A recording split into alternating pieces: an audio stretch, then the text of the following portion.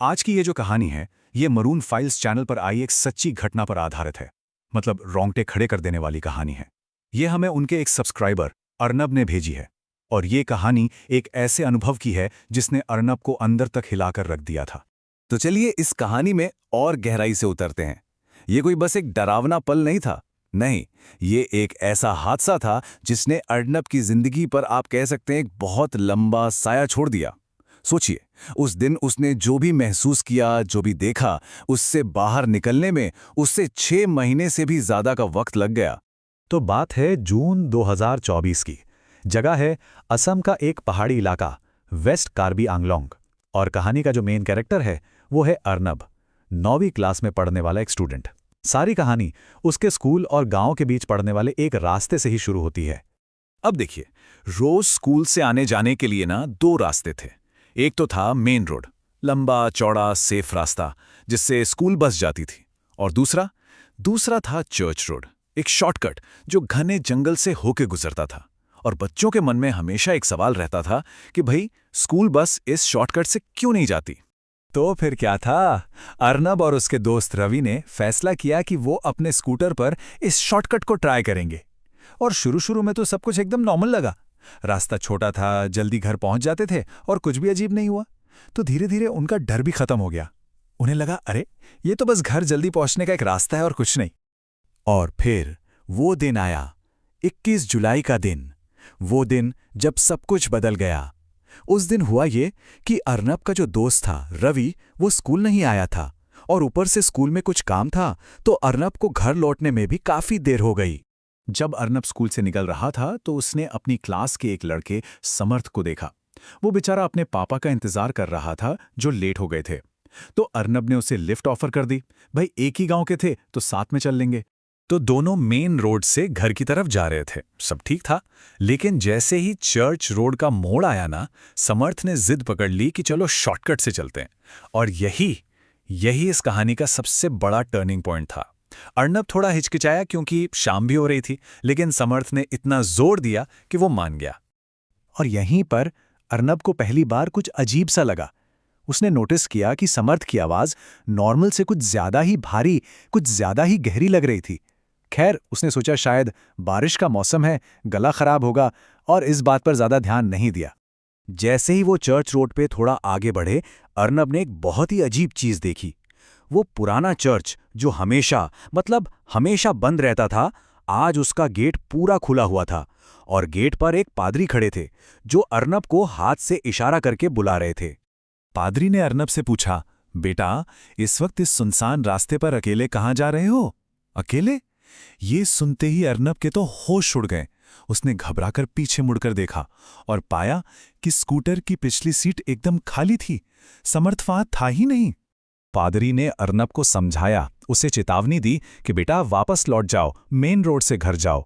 लेकिन उस वक्त अर्नब का दिमाग सुन पड़ गया था।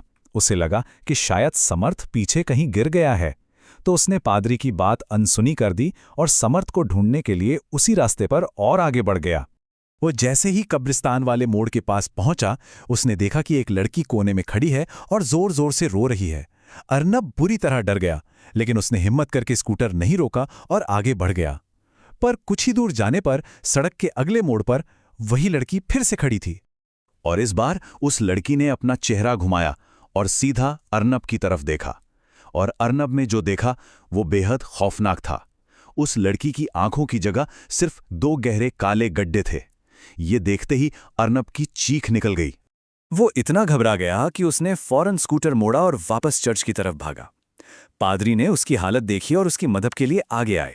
उन्होंने अर्नब के हाथ में एक बाइबल थमाई और जिंदा बचने के लिए 3 सबसे जरूरी बातें बताईं।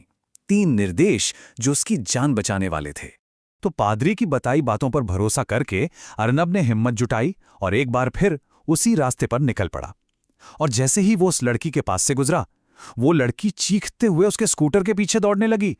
अब सोचिए, अर्नब का स्कूटर पूरी रफ्तार में था, लेकिन वो लड़की पैदल ही उसके ठीक बगल में दौड़ रही थी। और जो सबसे डरावनी बात थी, उसका शरीर तो एकदम सीधा था, सड़क की तरफ, लेकिन उसकी गर्दन वो पूरी तरह से घूमी हुई थी और वो अर्नब को ही देख रही थी। जैसे तैसे करके हिम्मत जुटाकर और पादरी की बातों को मन में दोहराते हुए अर्नब अपने गांव तक पहुंचने में कामयाब रहा। गांव की सरहद पर जो मंदिर था, बस उसके पास पहुंचते ही वो लड़की गायब हो गई। लेकिन कहानी यहां खत्म नहीं होती। असली राज तो अब खुलना बाकी था। अगले दिन स्कूल में अर्नब सीधा समर्थ के पास गया और गुस्से में पूछा कि यार कल तू मुझे बीच रास्ते में छोड़कर कहां गायब हो गया था। लेकिन समर्थ का जो जवाब था, उसे सुनकर अर्नब के पैरों तले जमीन खिसक गई। समर्थ ने कहा, किस बारे में बात कर रहा है? मैं तो कल स्कूल आया ही नहीं था। अब ये पता लगाने के लिए कि आखिर ये सब क्या था, अर्नब और रवि चर्च रोड के पास रहने वाली एक बूढ़ी औरत से मिले और उस औरत ने उस सड़क से जुड़ा एक बहुत ही दुखद राज खोला। उसने बताया कि सालों पहले एक आतंकी हमले में एक पिता और उसकी छोटी बेटी की मौत हो गई थी। परिवार वालों ने लड़की का अंतिम संस्कार भी ठीक से नहीं किया और कुछ समय बाद उसकी मां भी उन्हें छोड़कर चली गई। कहते हैं तभी से उस लड़की की आत्मा उसी सड़क पर भटकती है। अर्नब को अब जाकर सारी कहानी समझ में आई। उसने उस महिला को धन्यवाद दिया और कहा कि वो चर्च जाकर पादरी को उनकी दी हुई बाइबल लौटाना चाहता है। लेकिन उस महिला ने जो जवाब दिया, वो इस कहानी का सबसे बड़ा और सबसे डरावना मोड़ था। उस महिला ने बड़ी हैरानी से अर्नब की तरफ देखा और कहा, कौन सा पादरी? बेटा, वो चर्च तो पिछले 2 साल से वीरान पड़ा है, वहां तो कोई भी नहीं आता जाता।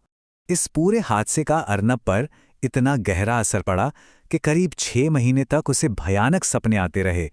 वो बार बार उसी रात के खौफ को जीता था। उसके परिवार वालों ने कई पूजा पाठ करवाए, तब जाके वो धीरे धीरे इस सदमे से बाहर निकल पाया। लेकिन एक सवाल आज भी बाकी है। अगर वो चर्च सच में वीरान था और वहां कोई पादरी नहीं था, तो फिर वो कौन था जिसने अर्नब को वो बाइबल दी, उसे बचने का रास्ता दिखाया और उसकी जान बचाई? ये एक ऐसा सवाल है जिसका जवाब शायद हमेशा के लिए उसी चर्च रोड के अंधेरे में कहीं खो गया है।